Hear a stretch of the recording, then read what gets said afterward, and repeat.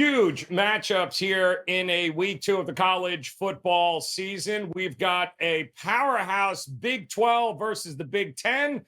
How about the SEC versus the ACC?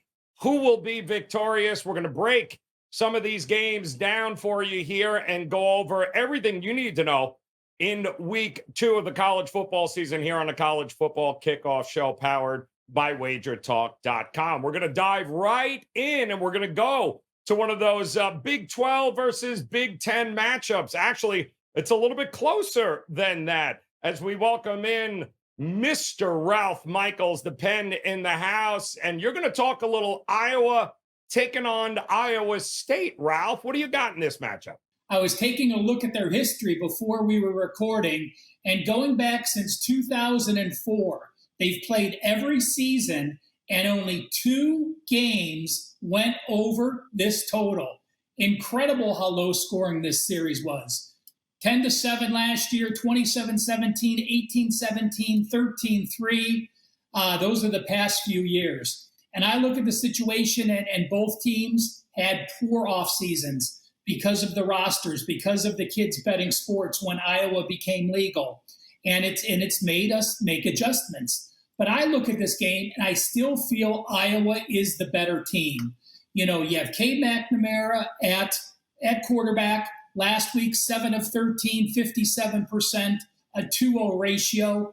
They did struggle running the ball against Utah State, a situation where I thought they would be able to move the ball better, only gaining 88 yards in 36 carries. In Iowa State, I feel there's less stability on both sides of the ball. So this is a situation where I think I have the better team, the better quarterback in an in-state rival who I think had a less tumultuous offseason, has me clearly leaning with Iowa. As far as Iowa State goes last week, 250 yards against Northern Iowa is something I'm certainly not impressed with. 116 yards passing for Becht, and J.J. Cole saw some action again. They rushed for 134 yards. But that was on a couple plays that even that is a misleading number. So despite Iowa State being at home, Iowa takes this Cy-Hawk trophy for this year and cashes another Big 10 win over the Big 12. All right, Ralph, great stuff there. By the way, guys, want to invite you to go ahead, smash the like button and hit that subscribe button if you're new to us here at Wager Talk. We have tremendous content when it comes to college football, everything you need to know, game previews, best bets, props. We've got you covered here. Go ahead and hit that subscribe button as we head over to Drew Martin. Drew Martin bets here. Interesting game you've got here, Drew. A little SEC going to take on the American Athletic Conference with Ole Miss taking on Tulane. What do you got for us? Tulane as the home team in the Big Easy. If you're going to the game, I'd recommend getting tickets pretty early because it's not that big of a stadium. And those Ole Miss faithful, they're going to like to get down there and have a good time. So it should be a raucous atmosphere. One of the sleeper better games on the slate. And I like the Tulane Green Wave for a couple reasons here. I bet them both plus the 7 and on the money line. I wouldn't be surprised if Tulane kind of surprises the world here and gets the win outright. Willie Fritz is their head coach. He's probably, in my opinion, he's the best head coach in college football that nobody really talks about. He just has hard nut players, always good on the offensive and defensive lines, seem to take care of the ball well. And really from his time at Georgia Southern, then when he got the job in Tulane, he's recruited very well there. And he's got a good quarterback in Pratt as well. And they look good week 1 against South Alabama. They beat USA 37-17 by 20 points. And that's a good South Alabama team. And don't look now, but Tulane, they beat SMU, Cincinnati, UCF, and USC in their bowl game last year. So this run that they're on, they're playing top-notch quality teams and winning and covering. Tulane was 11-2 last year, both straight up and against the spread. They have been a huge money maker, and now they're going up against Ole Miss. Yeah, an SEC team, Lane Kiffin, He talked, remember, if you remember, he talked about, knowing the point spread and that kind of stuff. Actually, guys, look at Ole Miss against the spread. They've lost 8 of their last 10 against FBS opponents. I almost think like something's wrong here. I know week 1 they knocked around Mercer, but what can you really gain from that? This is a totally different type of opponent in Tulane, having to go to New Orleans. I actually like the Tulane Green Wave here, guys. Bet them plus the points and on the money line. So the home dog is barking in the Big Easy. Go with Tulane. All right, good stuff there, Drew. Mr. Rob Vino in the house. He's got a game here. Looks like we're going to take on UTEP and Northwestern, who I still think is playing that game against Rutgers. I'm not sure. But what do you think here? A little UTEP versus Northwestern here, Rob? Well, let's start with Texas El Paso, where the expectations to start the year, and it's only 2 games in, but they were fairly high, especially for a more scoreboard productive offense, and that just hasn't happened. After 2 games so far, UTEP is averaging 21 points per game, and those games were against Jacksonville State, first year in FBS football, and Incarnate Word, still an FCS program, and an FCS program with an average defense at best. I might be kind calling their defense average. It probably rates on the line of subpar. But to only average 21 a game against those 2 defenses is not really impressive out of UTEP thus far. The passing game has shown 0 improvement, especially in explosiveness. Quarterback Gavin Hardison, who's back for the 3rd year now as the starter, he's 27 of 42. Completing 64.3% of his passes overall this season. He's got 3 touchdowns and 2 interceptions, and he's got 302 total yards passing. That's 151 per game. Again, it shows the same stagnant lack of explosiveness that Dana Dimel's offense has shown in the passing game since he's taken over.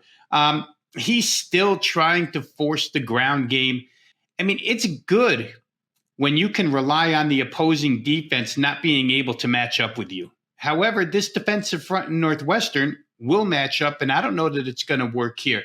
And let's go to Northwestern real quick, because they're obviously flawed too. We all saw it on Sunday against Rutgers, but their flaws were exposed on the road in a conference game by one of the better Big Ten defenses, and in their first game of the season, amidst what was plenty of offseason turmoil. Here, the offensive line, which is experienced, likely finds a defensive front here that they can push around a little bit better than Rutgers. Again, Rutgers, one of the Big Ten's better defenses. So for Northwestern, somewhat of a step down in class. And even though Northwestern knows the opposing offensive coordinator, Kirk Shiraka, from his days at Minnesota, or knew him at the time of the game, it was his first game as the Rutgers OC. So Northwestern really didn't have a firm grip on what he was going to do with Rutgers personnel. There was no tape. Again, there's some slight justifications for why the defense didn't play up to standards. I would expect in this contest a full 60 minutes of better defense here against a UTEP offense that's extremely stagnant. I pointed that out earlier. I think the case here to be made is pretty simple. After a pair of less than impressive efforts out of the UTEP side, where they played basically a pair of FCS schools, I don't know that they have any business on the road laying points, especially in a Big Ten venue, no matter who that team is. And I feel like Northwestern, again, made a lot of justifications for their shortcomings against Rutgers, but I feel like week 2, now with a game under their belt, even though it's a short work week, I do think they'll improve here offensively. I think they're the better team personnel-wise.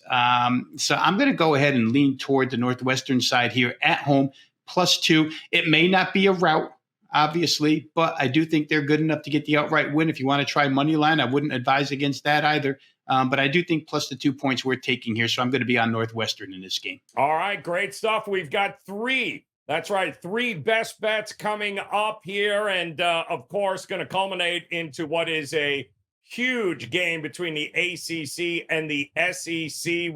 That is going to be one of the best bets here. But we do want to invite you to drop us a comment here. If you have any questions about any of the games the guys are talking about right here on this show, or in fact, any game in this week 2 of the college football season, Drop it in the comment section. They're going to be monitoring this all week long. They'll get to all of the questions that you guys might have. Any thoughts as well are always welcome. So go ahead and drop it in the comment section as we head back to Ralph Michaels for our first best bet of the show here, Ralph. And you, my friend, are heading west, even though you're already west. But talk to us here. Chip Kelly heading to Snapdragon Stadium to take on San Diego State. What do you got for us here, Ralph? UCLA burned me last week. I was on them against Coastal Carolina, laid the 14.5. They win by 14. Well, guess what? Burn me once, we'll see. Burn me twice, I'm going right back to you. UCLA laying 14.5 again this time at San Diego State. But I looked at what UCLA did, and while Chip Kelly still has not announced his starter, and Ethan Garbers and Dante Moore both got snaps. I think Garbers had 33 snaps, Moore had 30. Dante Moore looked better. He's a 5-star recruited quarterback, and he's a quarterback that I think will win the job. Both are going to benefit from having that one game under their belt in Coastal Carolina. They put up 417 yards. Yes, neither can get into a pattern because they were switching snaps or switching drives. But I think this week, week 2, does help their offense. Listen, Carson Steele and Hardman each were productive running the ball. They rushed the ball for 4.9 yards per carry. They only allowed Coastal 1.6 yards per carry rushing, and they had 4 sacks. We're seeing a UCLA defense that's going to be much improved with the 9 returning starters they have. But as much as I like the UCLA team and feel they can cover this 14.5 spread, this is as much of a fade on San Diego State. Listen, I am not a fan. They had 6 returning starters on offense, 6 on defense. And yes, they are 2-0 this year, but they are the worst 2-0 team in college football. Game 1 against Ohio, what happens? You're losing the game, 10 snaps in, Ohio loses their quarterback, and they go to a backup. San Diego State has no business winning that game. They got outgained 380 to 309, and they were 17 of 27 passes with Jalen Mayden. Mayden looked good when he came in a couple years ago. Has started, I think, 10 games over 2 years, but this was a safety that played quarterback in high school, and they had such a bad situation at quarterback. They called him back in, and he actually won the job. But he has 63% completions with a 6.1 YPA. His passes are all dink and dunk. UCLA will have some pass rush with them against Ohio and Idaho State. Mayden was only sacked twice. He is going to be under pressure. It's going to completely change the dynamics. As far as the San Diego State defense, it's not the same 3-3-5 we've seen that's had great success in the past. Again, they allowed 380 yards to a backup quarterback in Ohio. They allowed 343 yards, including 309 yards passing to Idaho State. Speed is a huge difference in this game. UCLA takes advantage. They win and cover, and San Diego State gets exposed and drops to 1-2. All right, good stuff, Ralph. We appreciate it. Drew Martin bets next up with his best bet. And before we do that, just want to remind you guys, go ahead, hit that like and subscribe button if you're new to us here at Wager Talk TV. If it's game previews you want or best bets, we've got you covered here at Wager Talk TV. So go ahead, smash that subscribe button, hit the like button. When it comes to college football, we've got plenty of knowledge for you here as we are going to talk about the game of the weekend, the SEC versus the ACC. Texas A&M heading to the U, Miami, Drew. And I know you've been looking forward to this game, so break it down for us. Who you leaning with here in this one? I like the Miami Hurricanes here, guys. I know it's tough to step in with the Canes, and Cristobal, he has not been very good against the spread. But I go back to last season. If you remember that game, Texas A&M and Miami, it finished 17-9. But it played a lot closer than that final score. Miami ended up kicking 3 field goals, couldn't get in the end zone, but they out first downed Texas A&M by more than 10 first downs. They out yarded them as well. And Texas A&M, I mean, some quarterback questions. How good is that offense? I mean, New Mexico, in week one, that's a terrible New Mexico team that just went 2-10 last year. So I don't really take a whole lot from them winning convincingly in week one. And I guess you could say the same thing with the Miami Hurricanes in the battle for Miami. They beat Miami of Ohio 38-3 week one. But I do think we get the better quarterback. And Miami did look good up front. And whenever you're going up against, an SEC West team, can you hold your own on the offensive and defensive lines? Well, they did last year, and they got athletes on the outside. So this home dog plus 4.5 on the Miami Hurricanes. I think the home dog is barking, sprinkling a little bit there on the money line as well.